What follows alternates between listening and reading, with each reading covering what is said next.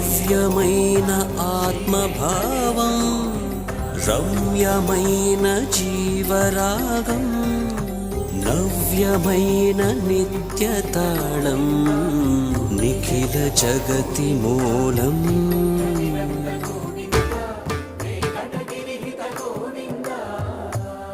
అలంకార ప్రియుడైన శ్రీనివాసుడు ఒక్క గురువారం పాటు ఏ విధమైన అలంకారాలు లేవు. దీనిని నేత్ర దర్శనం అంటారు. ఆ రోజు స్వామివారి చూపంతా భక్తులపైనే ఉంటుందట.